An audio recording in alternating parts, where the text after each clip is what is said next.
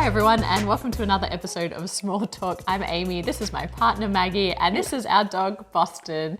He is today's special topic, but we might talk about him a little bit later.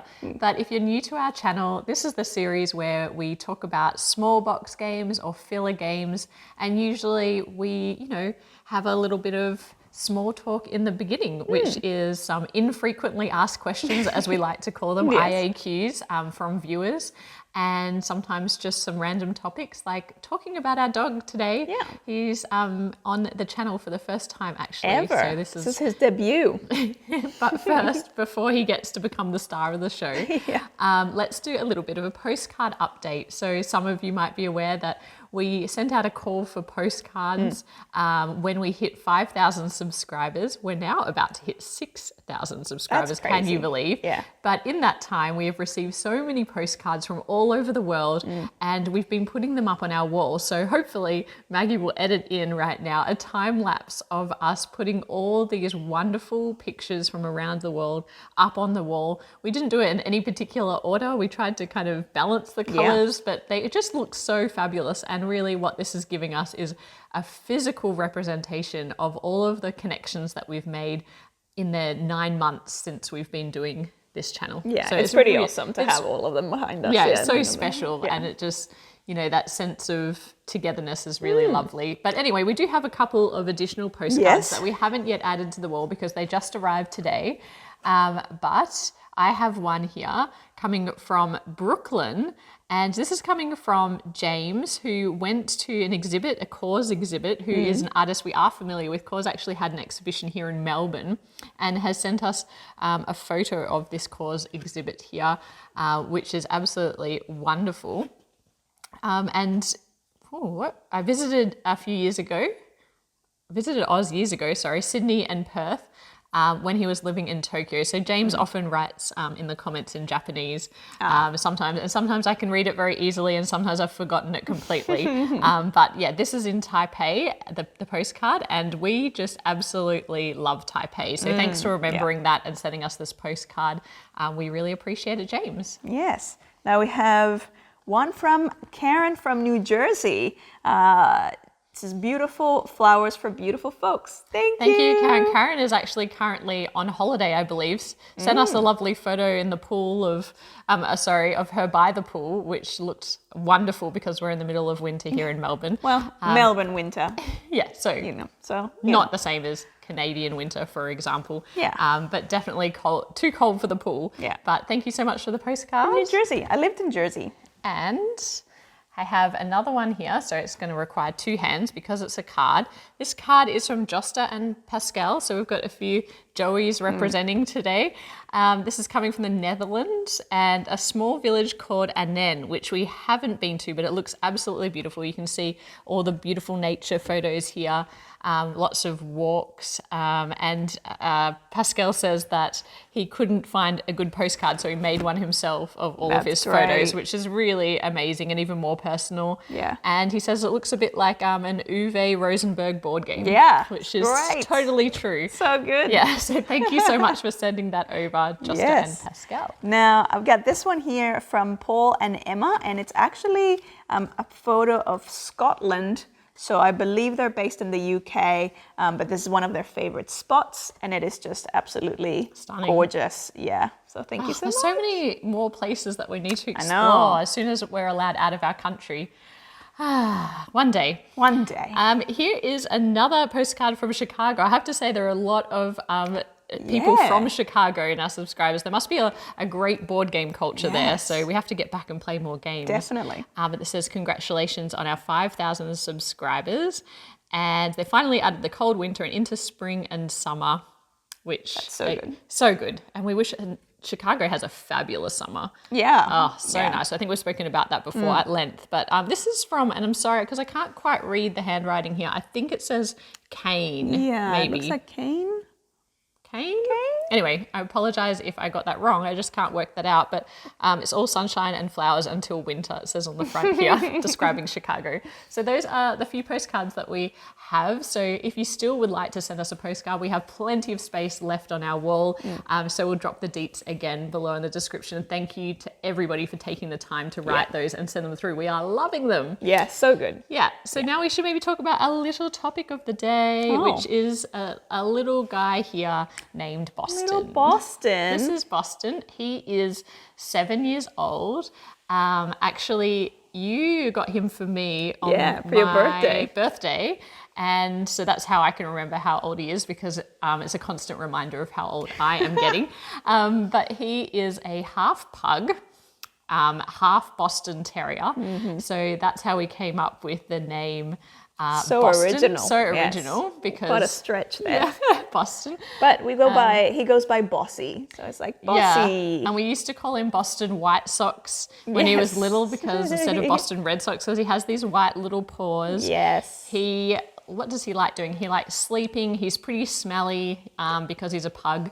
He likes to eat mainly. A lot. Yeah. All the time if it was up to him, really. He's very food driven. Yes. He's gotten very grey around his face lately. He unfortunately has a lot of skin conditions, which are pretty common with those two breeds. So he's itchy a lot of the time, but he's pretty well loved, and he's pretty spoiled. He's very spoiled, yes. Well, we were calling him our clockwork prince. Yes, he is the clockwork prince. He is the clockwork That's how I prince. can tell when it's usually... As soon as it's 5 p.m. As soon as it's 5 p.m, I know, because he's asking for dinner. And same with 8 a.m. And yes, he's like clockwork when it comes to food. So that is Boston. He's usually sitting at our feet, but we thought we would bring him into the frame for this episode. Yeah, there you go. Okay, so he's going to snooze. lie down. Yeah, always really comfortable. Sometimes Maggie is like trying to do editing or working on her laptop, which is sitting on top Very of Boston. Awkward and uncomfortable. Not to try and ergonomic. do. Not at all. Not at all. No. Okay, so let's do some IAQs, or infrequently asked questions. So the first one is from Kay, who asks, what is our favourite or least favourite Kickstarter that we've ever backed? Ooh, that's tricky, So because a lot of many. the times I only just now know what's coming through Kickstarter. Before it's just like, here's another board game that we got, but I don't necessarily know their provenance, if they're just from a retail purchase or Kickstarter. So I actually don't know. It's hard to think of which ones are my absolute favourites. There are elements of Kickstarter exclusives that always come to mind. Like if I think about Gugong, the deluxe box, that velvet that was box, beautiful. just receiving that was like, ooh, this is amazing. Yeah. I'm trying to think of some other games that have like surprised Well, us. I loved everything about the production of Honey Buzz. Honey Buzz was a that great was excellent. Yeah. Kickstarter. Yeah. Very surprising, both in the gameplay, which was really thinky, but also the production value was amazing. In terms of disappointed, I think, well, as we cover Fruticola, which I think the game I loved, but there were elements of the production that were disappointing. The production quality was a little lower than we expected, but the game was really great. So we've done a review of that one if you want to check out our full thoughts on that. I can't think of any others that have been particularly disappointing. There are some games that just weren't as good as we imagined they would be, but that'll happen with that happens with everything. And sometimes there's some of the smaller games as well, which just aren't our style, so we'll play them and move them on, really. But thank you for that question. I will have to reflect on that, because another one from Kickstarter is probably Pax Pamir. Oh yeah. Like I was really happy to get a copy of that, because it really just the second edition, because it just challenged the way I thought about games. Yeah. So that was really great. I really enjoyed that. Now, I do have another question. This question is coming from Pistachio Pony, username on YouTube. And that is, do either one of us have an arts background? Not really. I did study film and theater. That's as close to art as I get. And but not like painting or what's other art forms? Yeah, I think you're the most Sculpting. creative of the two of us. At least you dabbled in music and studied theatre, so that's pretty artsy. Yeah. That's pretty artsy. And that was before you got into nursing. That was before I became a nurse. Studying correct. theatre and film, which is what helps us so much with our editing. Yes. Thankfully. Eventually, I got to put those skills to the test. I mean, you studied at one of the better schools in New York in order to create this YouTube channel. Yeah. Well, you never know where life is going to take you. And, 20 years ago, I was never, how could I have predicted that I would be using my editing skills for a board game YouTube channel. For a board game review YouTube channel. What was YouTube? Like, it wasn't even a thing back then. That's true. Yes, no, I don't have any kind of creative. I did do a Bachelor of Arts in Japanese, but yeah, that was in Japanese. And also I studied marketing, so... but now you're the more artistic one, because you're the one that does all the painting of all the minis. I wouldn't say that's particularly artistic. I think you're underselling yourself. I think they're pretty awesome. I feel like it's sometimes like 3D colouring in between the lines. Yeah, which still, suits me. Suits me. You still have to select the colours. Like, it's not always That's that true. you're... I have learned a lot about mixing colours and things. Yeah. Now, let's see. I think I've got one more question that we can talk through today, which is... Actually, Craig had messaged me this privately, but I thought it was a good thing to cover. He's going on a trip, and he was taking Jaws, the game, and parks because they were staying near Acadia National Park. So do we ever time the games that we play to a corresponding theme or setting? I have taken... probably the one that's most thematically linked is Friday. I love taking Friday, which is a solo game, whenever we're going on a beach holiday. Because I love playing Friday with like sand and sea sounds in the background. It's just like, oh, I'm right in that island, stuck, trying to get out. What else?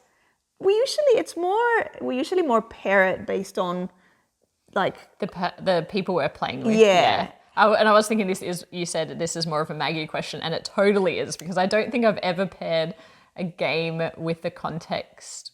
Nope. Probably Christmas, ugly Christmas sweaters. Ugly Christmas sweaters at Christmas time. Yeah. And now, we haven't actually done it yet, but I love the Bloody Inn. Which when we're murdering people. Well, no, but this is the thing, because it was like I was like, oh, I don't really feel comfortable with like the murdering thing, so I play it as like trying to beat my own score or get the best score without any murder. So that's like my own personal challenge. But a lot of people said that they play it at Halloween, and like that's perfect. That is perfect. Yeah, that is really good. Yeah. We don't do that very often. But we have been inspired in our travels by board games. So even though we haven't played the board games in context, for example, when we went to the city of Coimbra, a lot of that, we're so happy to be here, is because of the game Coimbra, which is also a beautiful town. But so just with Lisboa, which is kind of... silly, because it's like it's such a huge, like, beautiful city, and we're like, oh, like the games, like like Lisboa, like the game, like Lisbon, the place. Yeah. Yes. So there are lots of places. We've almost made it to Carcassonne. We just couldn't reach there when we were in France. But there are. I'm always wanting to visit the places that are featured in board games. Yeah, it's a weird connection, isn't it? I don't think any. I don't know if any place has sort of lived up to the gaminess. It's like they're usually more beautiful than the game. Like the real deal is more beautiful. But yeah, often I don't get the connection. Probably even like Mercado de Lisboa was, because then it's like, oh, I'm remembering being at the market and the, but then they didn't feature the Portuguese tarts, which is what I wanted to have in it. But it was food, and we ate a lot when we were there. We did eat a lot. So, yeah. So yes, that is our answer to that question. Thank you everybody for sending questions. Yeah. If you have more questions, please feel free to drop them below in the comments, and we will get to them at some point. Before we move on, I'm just going to add one more thing to that. And it's that often if we're traveling, the bigger question around matching is probably more travel, like size. Yes. So if the game is too big, it's just not going to make it. And definitely the people that we're anticipating playing with. Like if we're going home to my family, then we'll pack lighter games so that everybody can enjoy them, party style games over Christmas, that kind of thing. And, you know, if I'm taking games to work, they've got to make sure that, again, they work for a wide range of people. And things that work well at 2 players. So like we'll take, you know, if it's just you and I traveling, or we know we're going to be like getting a lot of trains in Europe or that kind of thing, then we pack like smaller games that we can play together. Or airports. Airports is another one where you know you've probably got not much table space. Something quite portable, quite ideally something that you can almost play in the box or just the box and like a small tray table type thing. So we're featuring Boston in this small talk, but there's also something else that instead of featuring 5 games, we've done something a bit differently this time. The first thing we want to talk about actually is some metal coins because it is hard to find good metal coins. Usually you have to get them through the publisher, and often they can be an exclusive timed with like Kickstarter releases and that kind of thing. So we've got this ongoing thing in our household where Maggie gets a little frustrated with me. It's because I love metal coins. Every time I don't back the coin option. Yeah, although now I'm getting to the point where it's like we have enough metal coins that often it's like, and this might sound like blasphemy, but often I don't mind using coins from one game to play with another. Yeah, if the denominations are right, and they're not too thematic, I don't mind that either. But we love having purpose, like game-specific coins, if we can have the real deal. It's so much easier as well because you can pack them up in the box and everything. So what happened is one of our viewers, Jason, who's based in Sydney, so in Australia, contacted us and asked us if we would be interested in talking to Moedas Coins who are based in Brazil, because he was doing a group order to Sydney and wanted to know if we wanted to get in on that group order. Actually, we connected with Claudio from the company and found out that he offers quite a wide range of custom design coins that go with different types of games. So you can check out his website, and it has all the different types of games. But what we've done is we've put together a short video showing you the quality of these coins. So Maggie, if you wouldn't mind rolling that tape now. Okay, so the first comparison is, are these coins a faithful representation of the cardboard coins? And are coins of any type of metal better than cardboard coins? And I think the answer is definitely yes to that. Here we have the Clans of Caledonia cardboard coins. And next to that, we're going to place these beautiful metal versions of those coins. So you can see, first of all, the quality is nice and good. There's a real kind of weightiness to the coins. And if we compare the look and feel of the coins, you can see this is a 1 from the cardboard original game. And here is a 1 from Moedas. And you can see that the design on the coin is very similar in that you can see that border around the coin is being faithfully reproduced. On the other side of the coin, we have this design of 2, is it 2 swords? No, I think it's like 4 swords. No, is it? Oh no, it's like a, what do you call it? Like one of those family house symbols. Yes. And you can see here that they've recreated that, and it stands out really well actually on their coins because of the dark wash that's kind of on these coins. Let's have a look at a 5. You can see the 5s here compared.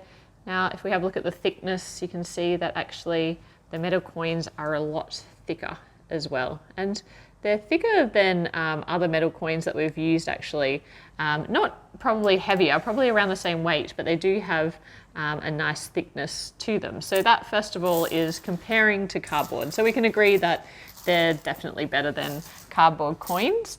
The next one that we have to compare is Lisboa. So first of all, here are the Moedas coins, and you can see that they are nice and weighty, beautiful set of coins. They have a really dark wash on them again, and you can see that they do have that like royal feel to them, as you would expect for the game Lisboa. They're nice and thick as well, and we can compare those quickly to the actual Eagle Griffin Games metal, oops, all on the floor now, metal coins here. And there are a few differences actually. So you can see that the design is quite different in this case, where even though they both have a fairly royal design, it's very much just kind of like a more generic crown look for the original game coins. But for these game coins, it actually has mentioned Portugal on them. So this might be maybe even more specific to kind of Portuguese kind of symbology and things on here. There's like a little crest. You can see that on here. They're nice and thick as well. And if we look at the difference between the 10s, now we're seeing quite a big difference. So this is the 10 from Moedas, and this is the 10 from the original game. And you can see that the color is starkly different. So it is a real different feel. But yeah, I enjoy both equally. These ones are fatter as well. But yeah, I think they would both do the job, and they're really nice. And now we'll show you some examples of other games. We've got 7 Wonders Duel here, which are pretty cool because they're a different style of coin. You can see them here. They have like these beautiful kind of shapes on them. This has got a feather. It's like a leaf feather. Leaf or feather. And you can see they come in 6 3s and 1s, of course, and 7 Wonders Duel. They also are victory points. You can see this little owl. Yeah, it's pretty cute. It's really cool. And on the 1, there's a little sun indentation. But these are nice because it's an example of some of their more coloured designs. So not just, this one's quite blue, which is really nice and goes with the game, obviously. But yeah, that is 7 Wonders. And then they did give us a mix of other coins to demonstrate. It's a bit of a guess the game here, but you can see kind of the breadth of design here. So this Bank of the Caribbean, I actually don't know what game that's from. Someone else watching probably does. It's got a skull, and then you can see a viticulture coin here with the little grapes on the back. What else do we have? This is a big 5. Not sure what game that's from. Not sure. But yeah, you can see just the range of colours and shapes that they're capable of creating, and they do have quite a broad range of game. Here's an example of a more Roman style coin here.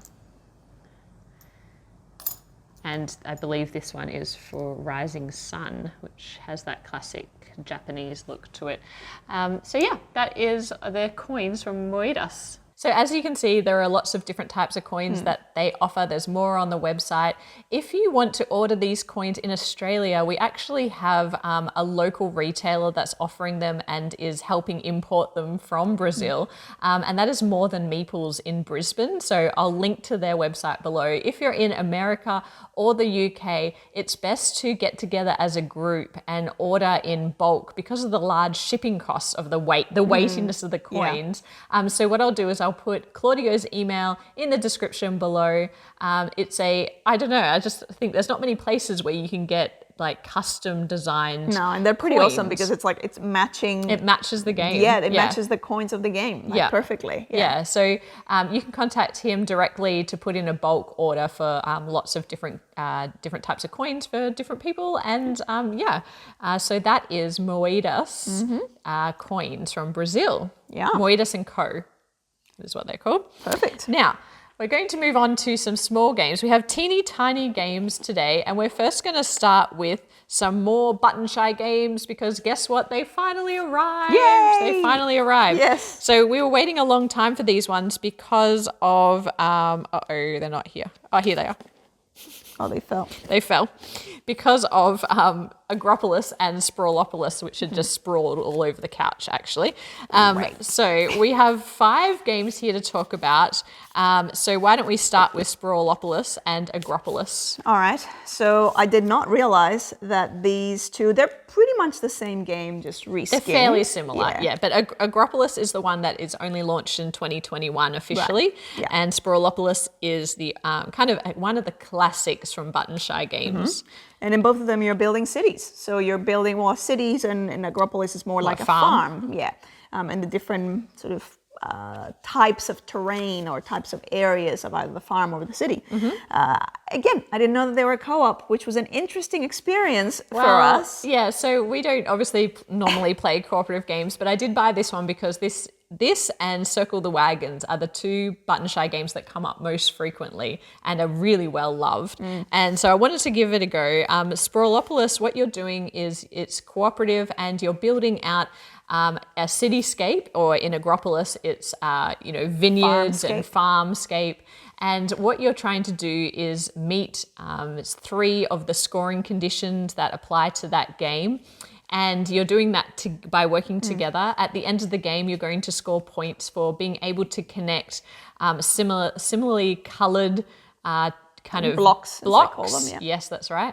And you're also trying not to create too many different roads. And that actually is harder than it Very sounds. hard, yes. So you're trying to connect colours, you're trying not to create too many rows, and you're trying to achieve whatever it is that the scoring condition dictates. Yeah. It's really challenging, and I've discovered that my brain does not work that way. Likewise, it's like, I don't know how to put this together. And not only that, we're terrible at cooperating. We are not good cooperating. No, yes. This was not a great game experience for Amy and Maggie trying to work together. Yeah. I think we lost a few games, but we also started to win a few games. So we did get better at it as we went on.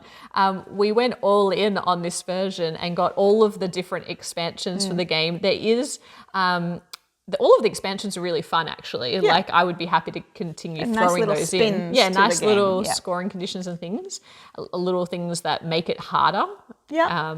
Just like they're nice little challenges that make you go, ooh, when you get, particularly if you get too comfortable with the core puzzle, it's like, I really liked the expansions. But there is one expansion that actually creates a competitive variant, and that turned a very difficult puzzle cooperative experience to very much take that experience, because what happens is you build a freeway between you, and then you're actually playing cards either on your side or on your opponent's side to mess up their puzzle. And you won't be surprised to learn that I put most of my cards on Maggie's side. 90% of her cards were played in a what do you call it? In an attacking way. In an aggressive way, than rather focusing on my own points. And I was just trying to build my own thing in every card that you played. So that was fun, but probably Sprawlopolis is lower on our list, but we'll talk about the full ranking both in of them, a because moment. they're pretty much the same. They are pretty much the same very game. Clever though, the concept, and it's so much game in very in just one little such wallet. A compact. Especially if you like cooperating. So that is Sprawlopolis and Agropolis. Next is Tussie Mussie, which is by Elizabeth Hargrave from Wingspan fame. And Tussie Mussie, I had no idea what this theme was all about. Yeah, but it's great. Yeah, it's so good, because back in the Victorian? Yeah, Victorian era, they used to send flowers and different types of flowers that were code for different meaning. Yeah. So either something really negative, like I disagree with you, or I love you, or you know, we have a secret. Let's keep our secret, and different hidden messages depending on the type and color of the flower. Yeah. So in this 18 card game, you have all cards that have a unique flower on them, and they all have a power associated with them, whether they're going to be a keepsake flower in your tableau or a bouquet flower. Now, how this game works, interestingly, is kind of Biblios style, where you are setting your opponent up for a choice. So in this case, you're going to present 2 cards. You look at 2 cards, and then you're going to present them to your opponent in a 2-player game, where one will be face up and one will be face down, and they can take the flower they know, better the flower you know, and add that into their little... The keepsake. Yeah. Oh my goodness. I jumped so high just then. Boston. Yes, you can they can keep the flower that's face up and that goes into their bouquet, or you can keep the flower that's face down and that becomes a keepsake, but you don't know what the scoring condition or how that flower will mess with your set of flowers until the end of the game when you reveal. And you only do that 4 times, till each player has 4 cards, and they all have to be placed in order. And then you basically reveal your keepsake cards, or the ones turned face down, and you use all the scoring conditions. I thought this was a really cute idea. I enjoyed, it's so simple and yet it's so thematic, because you are here's a gift that you're presenting it. And there's a little bit of flavor text at the bottom of each card, this is true love. Yeah. And we were saying, I do not agree. Yes. When you're handing over a type of flower, I really enjoyed that. Very quick, very easy to play, and very, it's so clever. And now, of course, I regret that I didn't back the expansions for this on Kickstarter. But again, postage takes so long from Button Shy, and it's so expensive to just do one at a time. So I will pick up the expansions with some more games. But that is Tussie Mussie. We really enjoyed that little one. Now, the next one is Skulls of Sedlec. Yeah. In Skulls, this is a cute one, because in this one you're trying to, this is sort of the afterlife preferences of different people and hierarchies within the town, village. And so obviously you're going to have your priests, and the priests, they want to be the only ones in their line. So in their row, because then you're going to be creating this pyramid.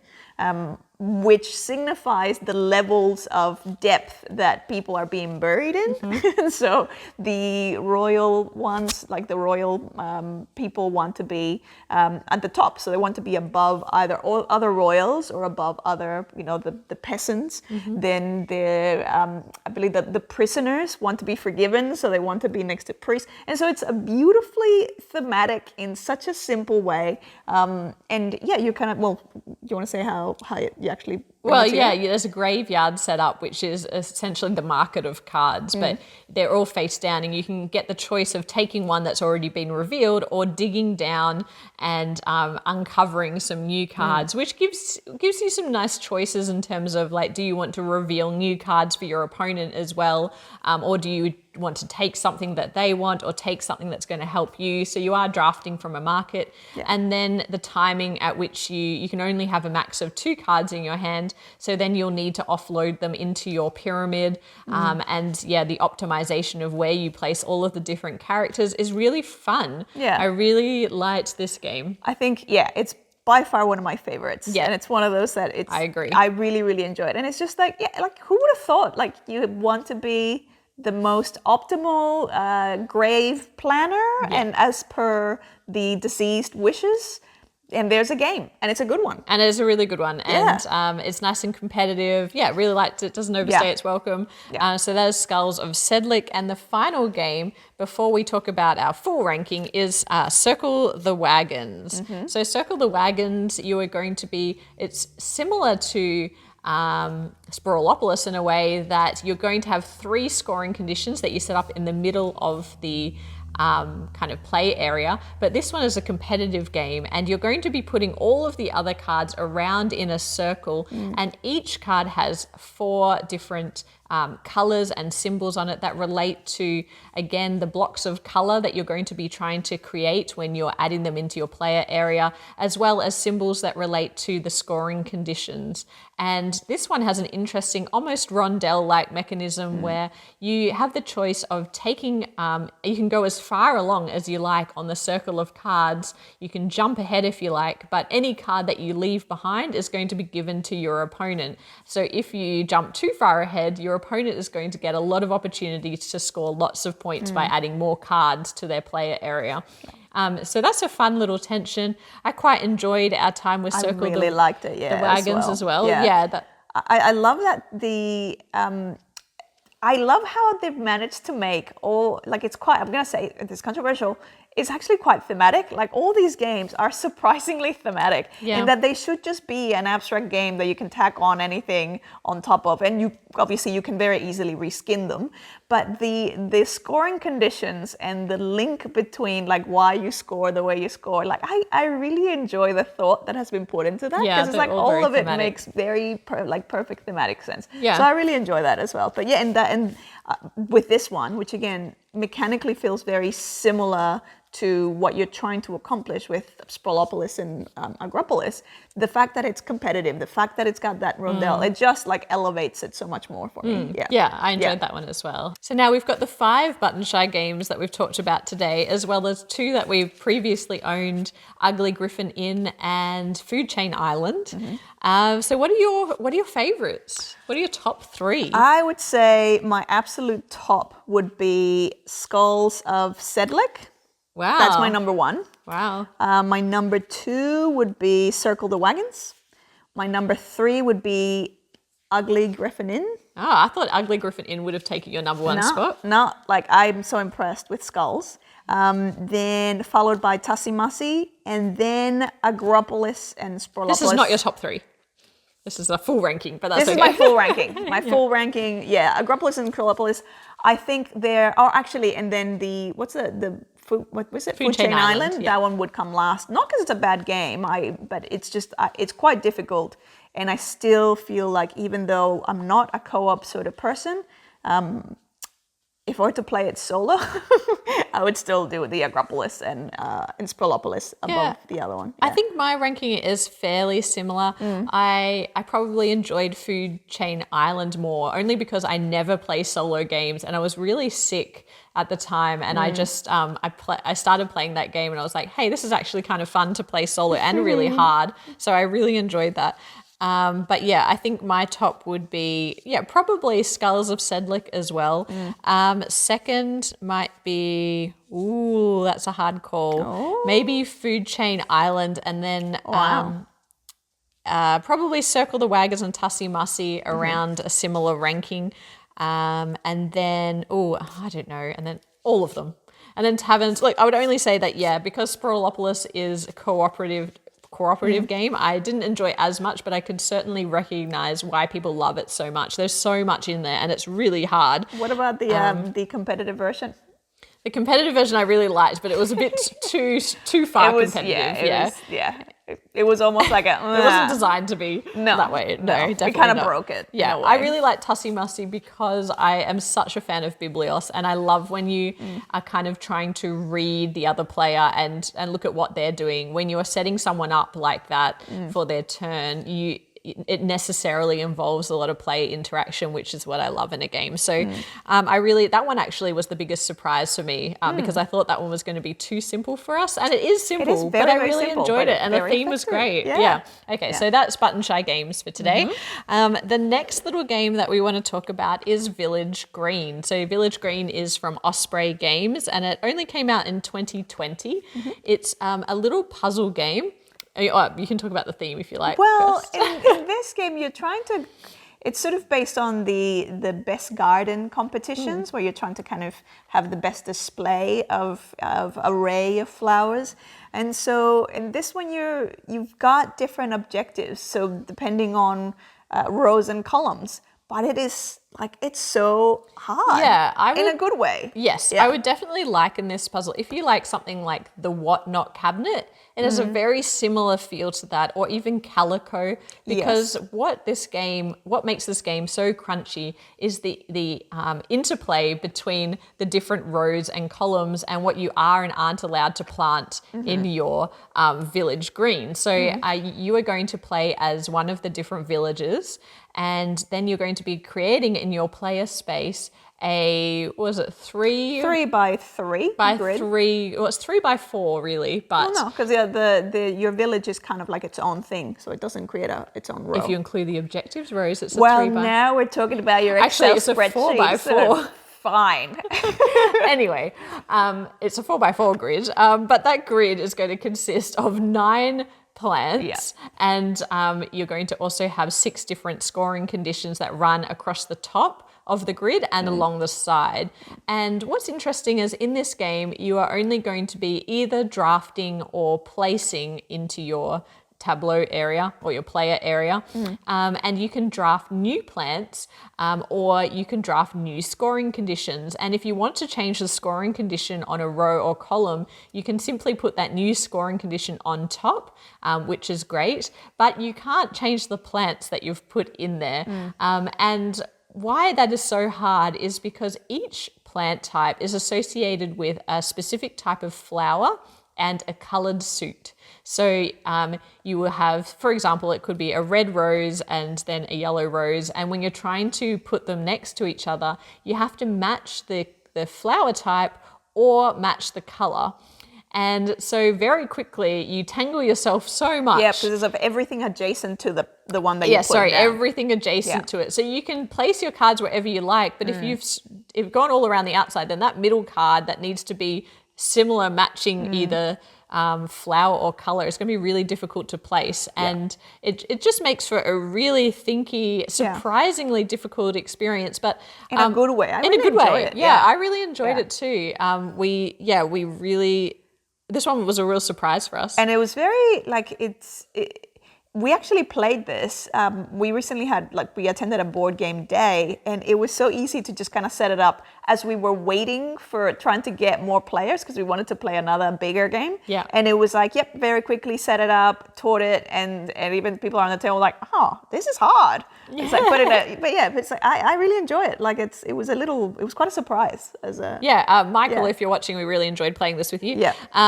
Village Green, this was sent to us as a surprise really from Osprey Games, and we really enjoyed it. But interestingly, we accidentally received 2 copies of this game, and so today we are going to be giving away a copy to one of our channel members. So if you're a channel member, keep a lookout on the community page, because I'll be posting about how we're going to run a little competition to, because it's a nice little game, we can send this anywhere in the world. So we will run a little comp. If you are not a channel member, we would love you to consider to become a channel member. We have our own Discord channel, which is a private channel that is just the loveliest community of people, and we're always in there chatting as well, sharing photos, talking about different games that we've all played, painting minis, what we're cooking. It's a wonderful space, and we're really lucky to have all of the support from our Joey fam.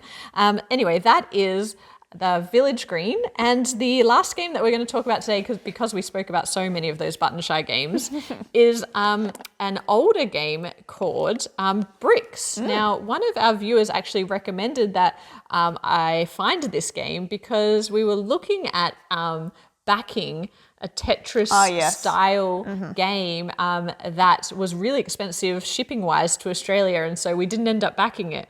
And they were like, you should check out Brikks by Wolfgang Warsch. And so I was like, wow, Wolfgang Warsch, is pretty prominent designer, and this is a roll and write game where you are going to be rolling 2 die in the game. Yes. One die relates to a color and the other relates to a number, and you are going to take that color and number combination to look up what Tetris polyomino tile shape you're going to be drawing on your grid. And if you've ever played Tetris, it's